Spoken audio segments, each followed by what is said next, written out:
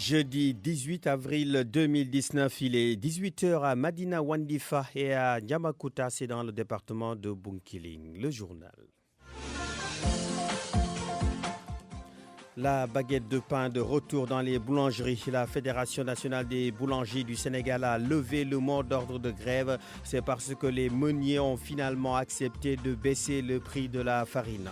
Moins de 100 têtes seulement dans la forêt de Han. Le ministre de l'Environnement veut beaucoup plus d'animaux dans le seul parc de la région de Dakar. Abdou Karim Sall y a effectué une visite ce matin. Les Lionceaux trébuchent à leur deuxième sortie à la CAN U17 en Tanzanie. Défaite devant la Guinée, 2-1. Une tâche compliquée pour les jeunes footballeurs sénégalais tenus en échec par les Marocains au premier match. Les affiches des quarts de finale. Retour de l'Europa League, ce sera dans la page des sports. Nous serons dans le quartier vert de Youssouf Bodian. Le débrief avec Dr Omar Sarr, directeur de la santé de la mère et de l'enfant au ministère de la Santé et de l'Action sociale. Entretien sur la situation nationale. Telles sont les grandes lignes de cette édition. Dans un court instant, le développement.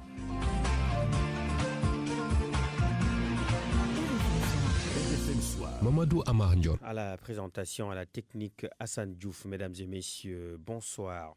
Les boulangers décident de revenir à de meilleurs sentiments. Ils ont levé le mot d'ordre de grève cet après-midi suite à une rencontre entre le ministre du Commerce, Aminata Assome Diatta, et les meuniers, lesquels ont revu à la baisse le prix de la farine. Amadou Gaye, le président de la FNBS, la Fédération nationale des boulangers du Sénégal, au micro de Mamadou Lamine Diaouné.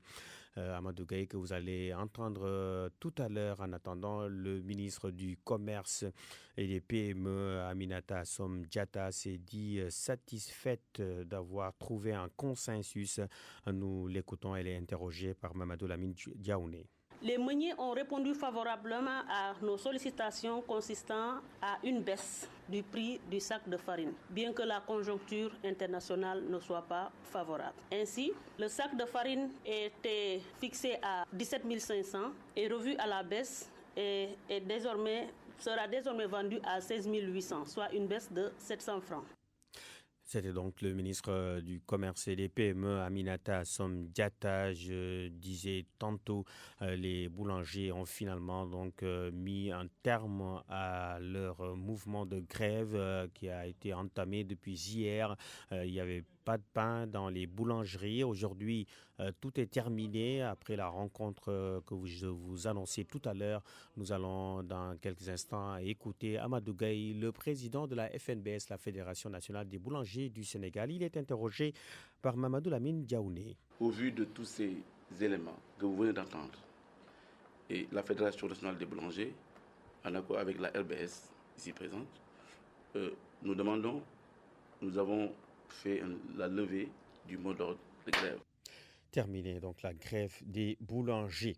Le parc de Han ne compte pas plus de 100 têtes. Plusieurs animaux n'y sont plus. Une situation souvent déplorée sur la toile et qui désole aussi les responsables. Seulement, ils font comprendre que ce manque est tout à fait naturel. Ils espèrent au plus vite le repeuplement du parc qui jadis était une attraction et la rénovation du cadre également est une priorité. Reportage Nafissatou Silla. Le constat est là. Tous ces animaux n'existent plus dans le parc zoologique de Han. Un manque criant que certains dénoncent sur la toile. Une situation aussi qui enlève tout son charme à l'unique parc de Dakar. Seuls quelques animaux y vivent encore. Une centaine de têtes avec une prédominance de macaques. Sergent-chef Ibrahim Ndiaye. On a un manque d'animaux. Il y a beaucoup de cages à refaire. Il est beau de faire le tour du parc, de vouloir découvrir des animaux sauvages en captivité, mais ce qui est plus frappant, ce sont les cages vides. Seulement, il y a une explication à cette situation. Ousmane Gueye, gardien dans le parc depuis 34 ans. Les gens ne savent pas ce qu'ils racontent. Les animaux peuvent être nombreux ou pas, ça dépend. Ça peut surprendre, mais c'est comme ça. Tout comme les hommes, les animaux meurent. En dépit de tout, les lions continuent de faire l'attraction. Nous avons 8 lions dans le zoo. Et ce qui fait le particularité, Ils sont tous nés ici. Il y a 6 mâles pour 2 femelles. 84-85, En 1985, il n'y avait que 2 lions dans le parc. On avait souvent beaucoup d'antilopes ou de gazelles, d'autres espèces aussi. Ce nombre peut naturellement baisser. Aujourd'hui, c'est le contraire, on a plus de lions. Seulement, de bonne volonté font des gestes, mais souvent malgré elles. Quand les gens ne savent plus quoi faire de leurs singes, ils nous les apportent. Eh bien, c'est parce qu'ils n'ont pas le choix. Des tortues, des autruches aussi, on en reçoit. C'est arrivé avec un ancien joueur de foot. Une bonne volonté a également fait le même geste.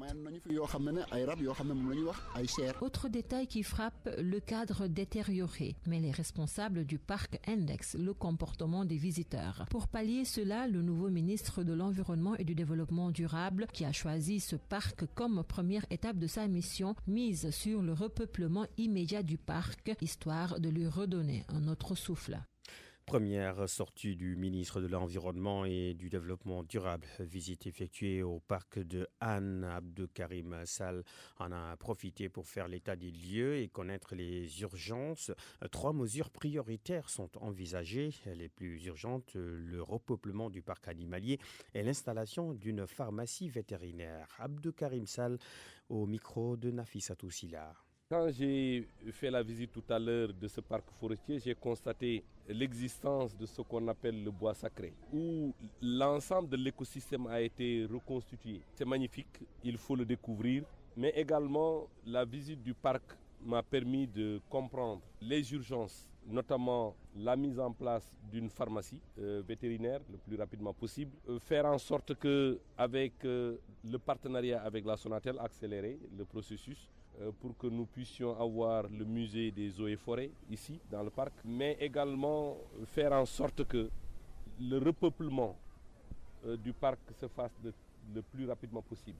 Nous en avons besoin. 3 actions prioritaires que nous allons engager dans les prochains jours pour faire de notre parc un lieu d'attraction.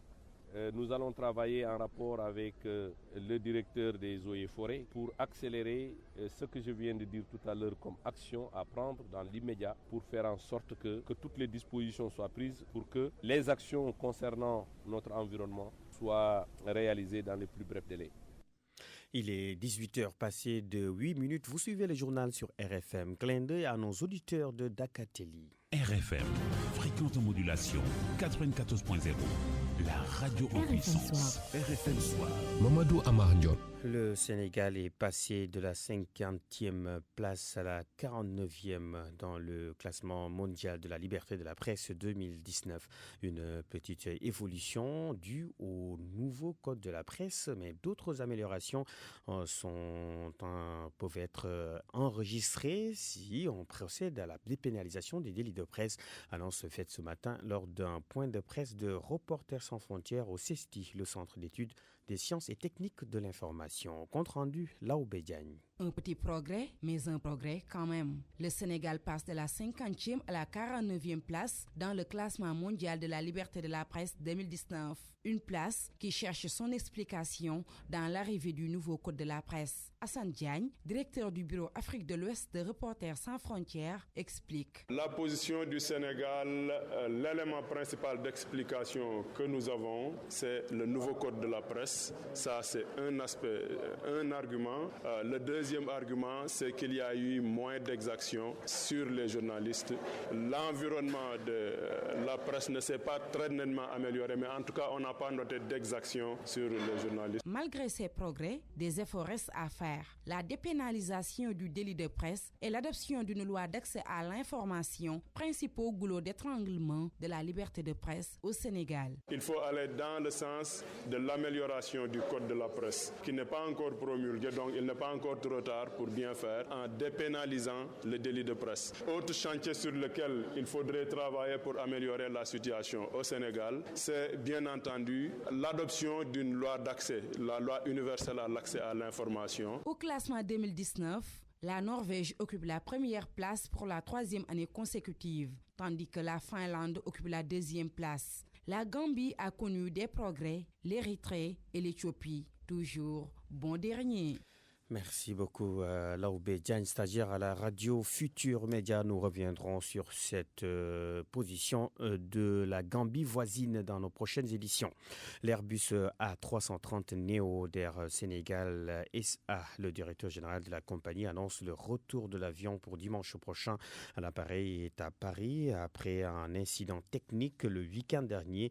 Dans un entretien accordé au quotidien L'Observateur, Philippe Beaune confie que c'est Airbus qui va payer la réparation de l'A330 Neo. Le Sénégal avait commandé 2 appareils. Le deuxième doit être livré fin septembre, début octobre. Philippe Beaune, que nous écoutons au micro de Georges Détidiop. En fonction du développement de la ligne industrielle, il est prévu à l'automne, voilà, fin de l'été à l'automne. Comme vous le savez, Rolls-Royce a eu plusieurs retards industriels dans la production des moteurs du Trent 7000, n'est-ce pas? Nous avons eu la chance, nous Air Sénégal, de mener des négociations qui nous ont permis de ne pas subir ces retards. Et il faut remercier d'ailleurs nos partenaires d'Airbus qui ont été, qui ont souhaité que le Sénégal, parce que c'est le Sénégal et parce que c'est aussi le chef de l'État qui suit ce projet, car il en est l'architecte, le grand architecte. Et donc Airbus a vraiment tout fait pour que nous ayons le premier dans les temps, ce qui était le cas. Le deuxième devrait arriver fin septembre, début octobre. À ce stade, on n'a pas la date précise parce qu'il est sur la chaîne d'assemblage industriel à l'instant où je vous parle. Donc voilà, mais c'est dans cette période-là. Après Paris, quelle sera la prochaine destination d'Air Sénégal, la prochaine destination intercontinentale? Eh bien, pour quand l'avion sera là. Et quelle destination? Je ne vais pas vous révéler les secrets commerciaux d'Air Sénégal. Sachez que, évidemment, c'est là-dessus que nous sommes en train de travailler. On a plusieurs options de routes possibles. Néanmoins, les choix que nous faisons pour la sélection des routes à venir sera fait en fonction de la profitabilité et de la rentabilité des dites routes. C'est tout ce que je peux vous dire à l'instant, mais nous travaillons sur plusieurs options, des options outre-Atlantique, j'allais dire à l'ouest, et des options à l'est. RFM Sport.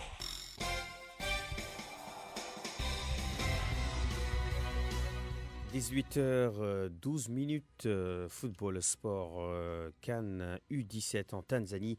Le Sénégal perd son deuxième match devant la Guinée-Conakry par 2-1. Les Lionceaux n'ont qu'un seul point au compteur après 2 journées. Il s'agit du match nul, 1 but partout obtenu contre le Maroc au premier match dans cette poule. C'est le Cameroun qui est leader avec 6 points. Les Camerounais sont qualifiés en demi-finale de la CAN U17, en même temps en phase finale de la Coupe du Monde. Quant au Sénégal, il est obligé de gagner son 3e match tout en espérant un faux pas des Marocains et Guinéens. Dans l'autre poule, le Nigeria est qualifié après 2 victoires en autant de sorties. Nous y reviendrons dans nos prochaines éditions. Europa League, les quarts de finale retour se jouent ce soir. Napoli de Kalidou Koulibaly affronte Arsenal à l'aller 2-0 pour les Gunners. Autre rencontre, le duel espagnol entre Valence et Villarreal. À l'aller, victoire de Valence 3-1. Les Allemands de Francfort, quant à eux, reçoivent les Portugais du Benfica de Lisbonne. À l'aller, 4-2 pour le Benfica. La 4e rencontre va opposer Chelsea à Slavia Prague. 1-0 pour les Blues à l'aller sur le terrain des Tchèques. Le handisport sénégalais prend part à compter de ce week-end au meeting de Marrakech. C'est au Maroc que plusieurs disciplines vont être à l'honneur, dont le lancer qui veut faire bonne figure selon Baïsis, l'entraîneur du Sénégal que nous écoutons, interrogé par Chertidiane Diagne. Alors les athlètes se préparent bien, on est confiant pour le meeting et je pense que la préparation avec l'accord du ministère, je crois qu'on est en train de nous préparer vraiment en conséquence pour le meeting. Et nous espérons avoir au moins atteindre notre objectif, c'est-à-dire les qualifications pour les JO 2020. Les gens ont constaté qu'au niveau de l'Afrique, surtout, on nous invite toujours pour aller aux JO. Alors cette fois-ci, les gens disent qu'il ne vaut plus maintenant entendre des invitations pour vraiment les athlètes africains. Alors c'est pour cela que nous allons changer nos stratégies pour vraiment essayer, prendre les meilleurs parmi nous, essayer de les amener, chercher des meetings pour avoir ces qualifications directes au lieu de passer par les invitations. Parce que les invitations aussi, c'est à la limite, c'est pas bon pour nous. Nous voulons vraiment qualifier comme les athlètes valides, comme ils se qualifient au niveau des Jeux Olympiques. Nous, c'est la même chose, c'est le même objectif.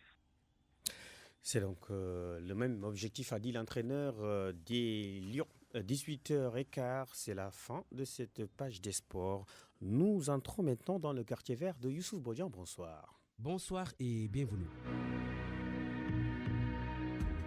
Le nouveau ministre de l'Environnement et du Développement durable a pris fonction cette semaine, Abdou Karim Sall, qui décline quelques-unes de ses priorités. Je mesure à sa juste valeur la charge sacerdotale qui pèse sur mes épaules au vu de nombreux défis qui nous attendent. Je peux citer entre autres, d'abord au plan national, le PSE vert décliné par le chef de l'État dans la phase 2 du plan Sénégal émergent. Cette nouvelle vision entraînera à coup sûr la réorientation et l'actualisation des priorités du ministère afin de mieux répondre aux attentes de son Excellence, Monsieur le Président de la République, dans le management des projets. Ce dernier se fera désormais en mode de fast-track, qui signifie la célérité et l'efficacité dans la conduite des affaires publiques. Sur ce point, il est important de signaler pour la première fois la création de l'Office national de la reforestation. Je convoquerai dans les meilleurs délais une réunion pour dégager les grandes orientations de cet office. Ensuite, un contexte sous-régional dominé par l'avancée du désert, la sécheresse, l'érosion côtière, la déforestation et la désertification. Enfin, une situation mondiale marquée par le dérèglement climatique et ses innombrables conséquences sur les êtres vivants et leur écosystème. Par ailleurs, dans un monde où le numérique a modifié complètement les habitudes de consommation des populations, la composante développement durable a considérablement évolué en termes de contenu. Nous ne perdons pas de vue cet aspect de la problématique avec notamment la prise en charge effective de la question des déchets électroniques. Un des défis qui attend également le nouveau ministre de l'Environnement et du Développement durable, accompagner les collectivités territoriales qui ont du mal à accéder au financement vert, des contraintes dont nous parle le maire de Ndiop, Oumar Ba, par ailleurs membre de l'Union des associations des élus locaux du Sénégal. Pour accéder aujourd'hui donc au fonds vert climat, il faut un projet au minimum de 6 milliards avec des conditionnalités de langue dans l'élaboration du dossier, avec une certaine technicité dans la conception et le montage du dossier. Les collectivités territoriales n'ont pas les ressources humaines nécessaires pour satisfaire à ces conditionnalités. Je pense qu'il faut simplifier la procédure d'accès, réduire les minima en termes d'accès, c'est-à-dire de plus exiger un montant aussi élevé que 6 milliards, renforcer les compétences des collectivités territoriales, s'approcher de ces collectivités territoriales, les aider à élaborer des dossiers de projet. Puisque ce qui est compliqué à ce niveau, c'est que d'une part, nous n'avons pas les ressources humaines nécessaires, mais d'autre part, nous n'avons pas souvent assez de moyens pour nous attacher les services de consultants compétents. Le réseau des parlementaires en environnement du Sénégal et IED Afrique ont organisé une session d'information sur les opportunités de financement vert pour les collectivités territoriales. Mamadou Fall est le directeur de IED Afrique. Il y a beaucoup de modèles de réussite et le DFC est un cas d'apprentissage parce que l'objectif justement c'était d'apprendre de cela. Il y a eu des résultats considérables qui ont été enregistrés au cours de ces 4 dernières années pour montrer qu'il y a des capacités mais qu'il faut mettre en place un dispositif d'accompagnement qui permettrait également à ces acteurs à la base qui constitue véritablement la bonne échelle d'intervention. Parce que oui, on oriente au niveau national des politiques, mais l'échelle d'application, c'est au niveau des collectivités locales, c'est au niveau des territoires. Et à ce niveau-là, il y a des capacités, il y a des ressources qu'il faut mobiliser pour permettre d'arriver à ces résultats.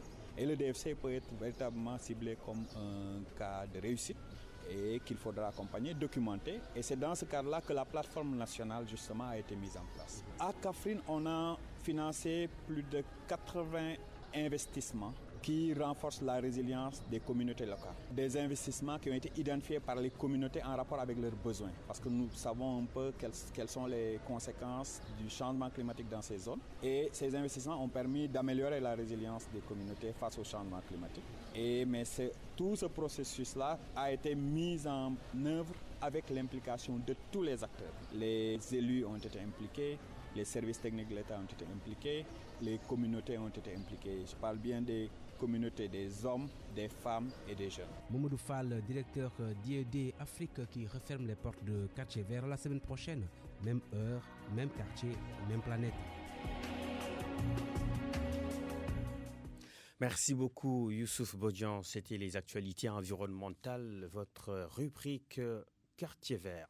18h20, le débrief maintenant. Nous sommes en ligne avec Dr Omar Sarr. Bonsoir. Bonsoir, Mamadou Amar. Vous êtes le directeur de la santé de la mère et de l'enfant au ministère de la Santé et de l'Action sociale. Quelle est la réalité de cette question sur le plan national? Merci pour cette question. Je vous en prie. L'État du Sénégal est en train de faire beaucoup d'efforts dans l'amélioration de la santé de la mère et de l'enfant. Et je vais donner des chiffres à l'appui. En 2012, nous avions un taux de mortalité maternelle au Sénégal de 392 décès pour 100 000 naissances vivantes.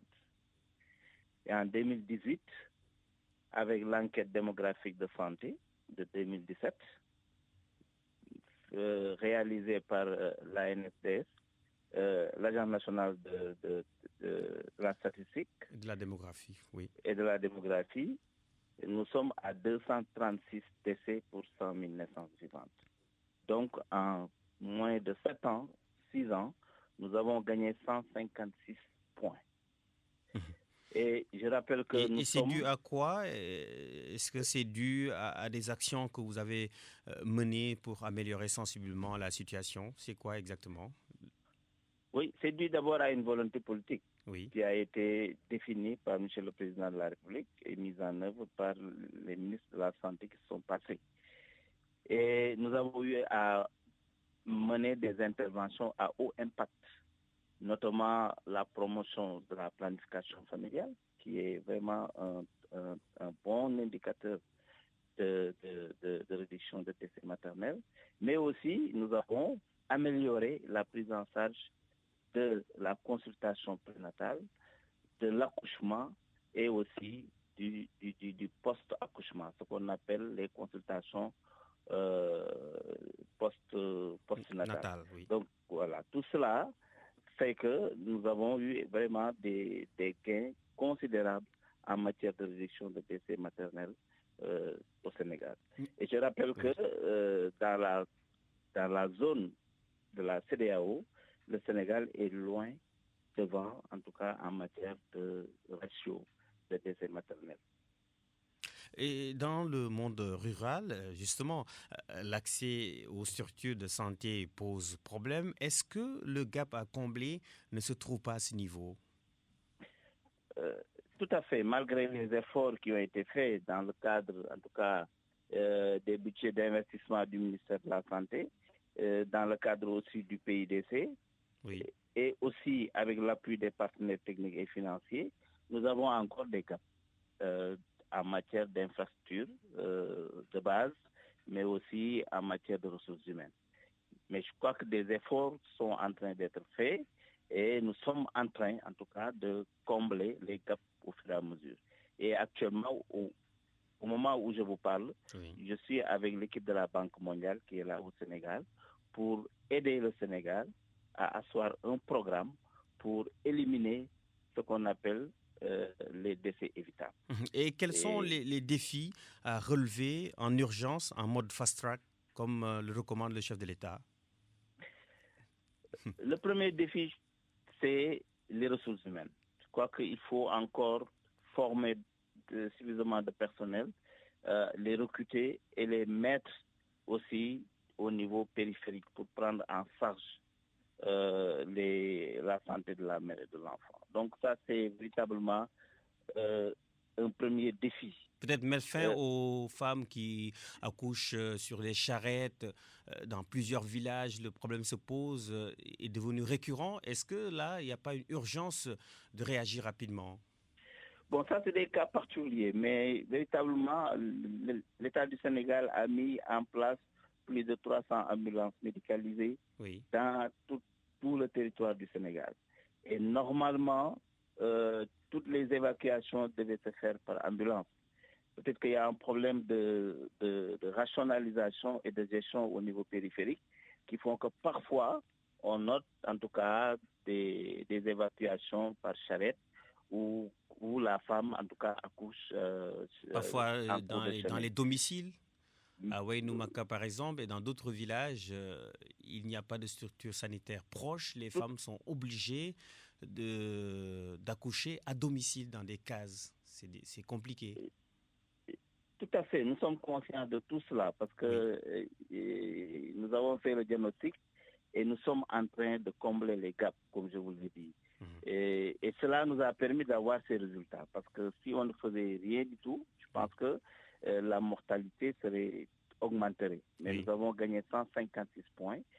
Ça signifie qu'il y a des actions concrètes qui ont été faites, malgré que dans certaines zones, il reste encore des efforts à faire. Ça, vraiment, l'État du Sénégal, le ministère de la Santé, reconnaît qu'il y a encore des efforts à faire dans certaines, en tout cas, zones du Sénégal. Et vous allez faire pour améliorer l'accès. Vous allez faire dans le fast track concernant cette question? Mais bien sûr, parce que c'est une